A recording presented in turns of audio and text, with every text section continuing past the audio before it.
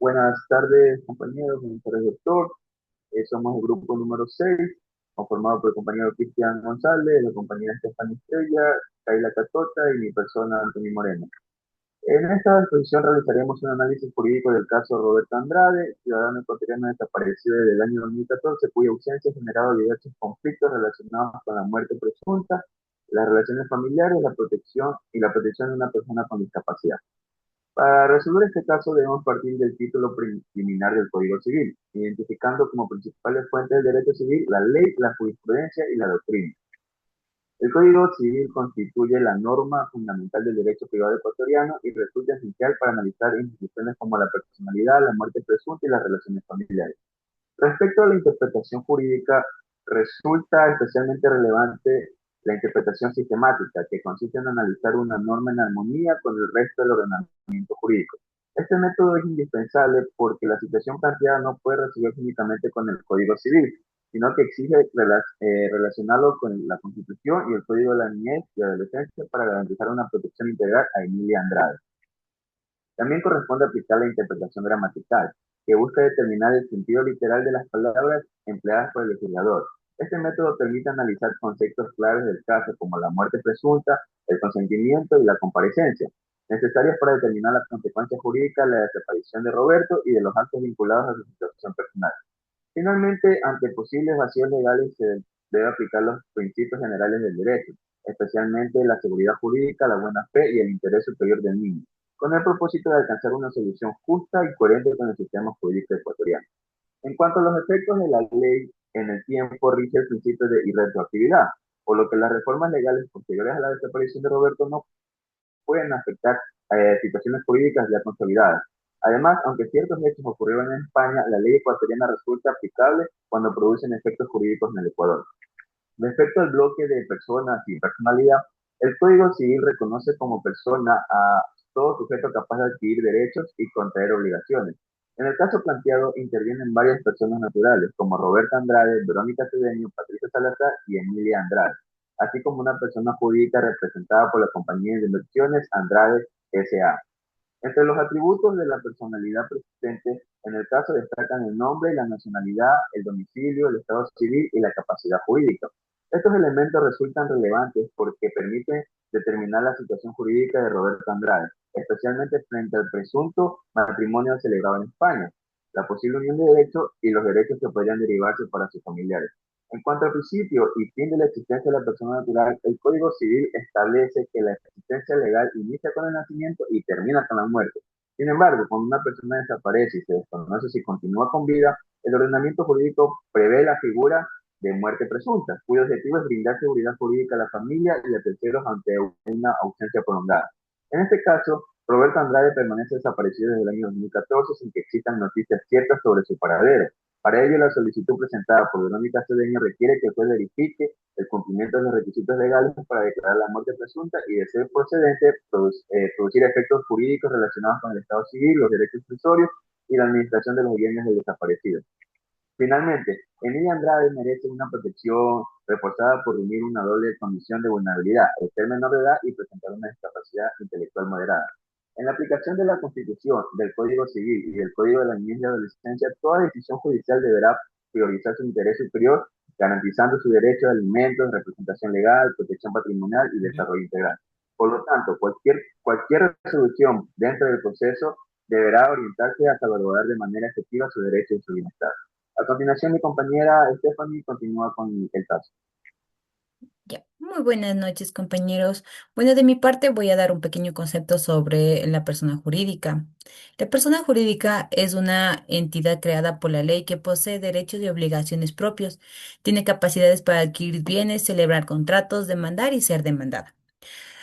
Actuando a través de sus representantes legales, su existencia surge cuando cumple los requisitos establecidos por la normativa vigente. También me gustaría darles unas cuantas diferencias que existen entre esas dos, que son la persona natural y persona jurídica. La persona natural son seres humanos que poseen nombre, estado civil, nacionalidad, domicilio y patrimonio. También tienen derechos relacionados con la personalidad humana, como la integridad física, y ellas regularmente son representadas por sí mismas o delegan a un representante.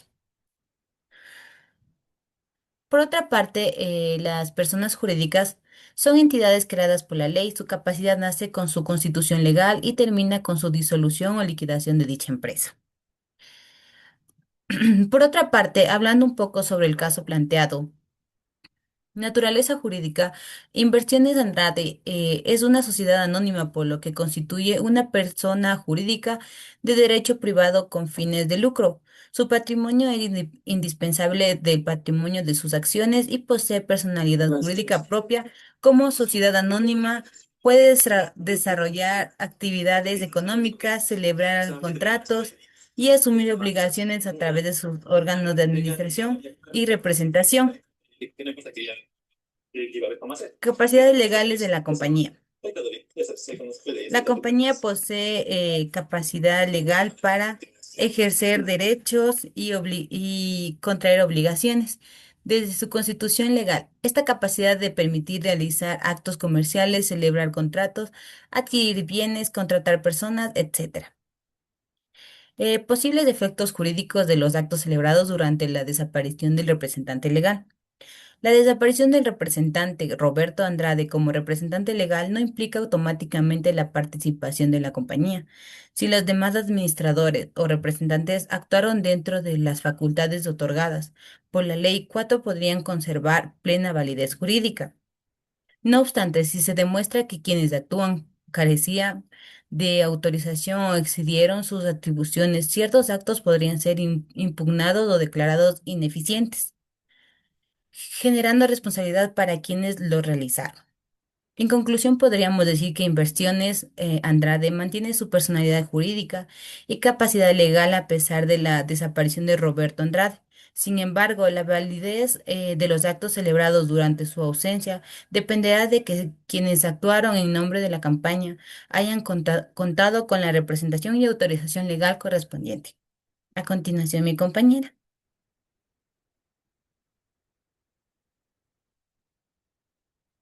Buenas noches, compañeros. Voy a explicar sobre algún concepto jurídico de la familia.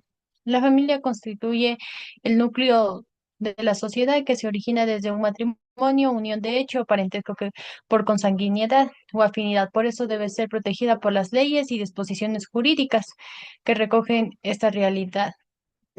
De forma que tanto en la Constitución como en el Código Civil y demás leyes que refleja la protección hacia la familia. Vamos a analizar la validez o la nulidad del matrimonio celebrado en el extranjero. Dado el caso práctico, se presentan irregularidades respecto al matrimonio celebrado en España. El Código Civil, artículo 101, indica que los contrayentes deben comparecer y personalmente o por un poder especial. También el artículo 102, numeral 1 y 3, menciona que las solemnidades igual debe haber la comparecencia, la expresión libre y voluntaria de Roberto. Ya, ya que la familia de Roberto y Andrade alega que Roberto no compareció personalmente a la celebración del acto matrimonial y tomando en cuenta los artículos del Código Civil, el acto matrimonial sería nulo, ya que no carece de consentimiento. Y voy a explicar los requisitos legales del matrimonio. Los requisitos serían ser mayor de edad, 18 años de hacia adelante, consentimiento voluntario y comparecer personalmente, no tener un matrimonio vigente y no disuelto, no ser parientes en línea recta o colateral, presencia de dos testigos para evidenciar el acto matrimonial. También vamos a analizar los efectos jurídicos del matrimonio inscrito en el registro consular. El matrimonio inscrito en el registro consular de Roberto con Patricia produce efectos jurídicos como reconoce formalmente el Estado civil de, de casado en Ecuador y hacer público el matrimonio y hacerlo legal. Pero aunque el matrimonio esté inscrito por el consulado, no quiere decir que no se puede anular. Así que si no se cumplió con el consentimiento y la comparecencia, se podría anular ese matrimonio. Voy a explicar los requisitos de la unión de hecho. Una unión debe ser estable y monogámica, libres de un vínculo matrimonial, ser mayores de edad y un tiempo mínimo de 2 años. Los posibles efectos pa- pat- patrimoniales y familiares derivados de la unión de hecho son Una unión de hecho que tiene Verónica con Roberto tiene una sociedad de bienes, la cual es igual que un matrimonio. Dentro de esta sociedad entra la economía y los bienes obtenidos durante la unión de hecho. Por parte de los efectos familiares, los hijos nacidos dentro de la unión de hecho tienen los mismos derechos que un hijo nacido en un matrimonio, como el cuidado o la manutención de los hijos. Em, y la parte de la situación jurídica de Emilia Andrade respecto a la afiliación y protección familiar. La situación jurídica de Emilia está protegida porque por parte de la afiliación, Emilia siempre va a ser hija de Roberto, ya que es reconocida legalmente y nació dentro de una unión de hecho. Así lo menciona el artículo 24, literal A del Código Civil, y sobre todo gozará los mismos derechos de protección familiar de alimentos, así lo determina el artículo 69, numeral 1 de la Constitución del Ecuador. Muchas gracias. Buenas noches. Me toca hablar sobre alimentos, patria potestad, adopción y guarda. En este bloque me corresponde analizar la situación del adolescente Emil Andrade frente a cuatro instituciones clave del derecho civil ecuatoriano: alimentos, patria potestad, adopción y guarda. Primero, respecto al derecho de alimentos, el Código de la Niñez y Adolescencia busca garantizar el desarrollo integral del menor, dado que el padre Roberto está desaparecido desde 2014. La obligación principal se concentra en la madre, pero la ley nos faculta a demandar de forma subsidiaria a los abuelos paternos. Ahora bien, un punto crítico es la petición de alimentos retroactivos desde 2014. Jurídicamente esto es improcedente, siguiendo la regla clásica de que en alimentos no hay muera del pasado y la resolución 04-2015 de la Corte Nacional. Las pensiones se deben únicamente desde la presentación de la demanda. Desde la presentación de la demanda. Segundo, analicemos la patria potestad. Ante la ausencia prolongada de Roberto, esta figura no exige, no se extingue, sino que se concentra exclusivamente en la madre, Verónica Cedeño, otorgándole la representación legal total de Emilia. Además, por esta desaparición, cabe declarar judicialmente la suspensión temporal de la patria potestad de Roberto, por ausencia injustificada, pero no la pérdida definitiva, ya que se desconoce si su ausencia es voluntaria. Por esta razón, la adopción queda totalmente descartada, pues la menor tiene a su madre biológica ejerciendo su cuidado. Finalmente, en cuanto a las guardas, el Código Civil nos enseña que son subsidiarias a la patria potestad. Por ende, en la actualidad no corresponde aplicar ninguna tutela ni curaduría, ya que la patria potestad vigente de la madre desplaza a cualquier guardador. Sin embargo, a futuro, cuando Emilia cumple 18 años y termine la patria potestad, debido a su discapacidad intelectual moderada, se deberá iniciar un proceso de interdicción judicial para abrir una curatela general. Esto garantizará su protección legal y la correcta administración de los bienes que reciba por su padre.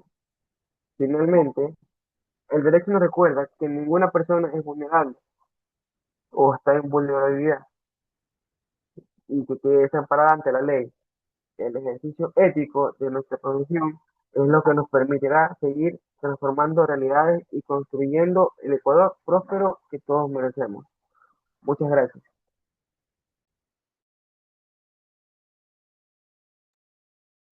Muchas gracias, compañeros. Gracias. Gracias. Muchas gracias.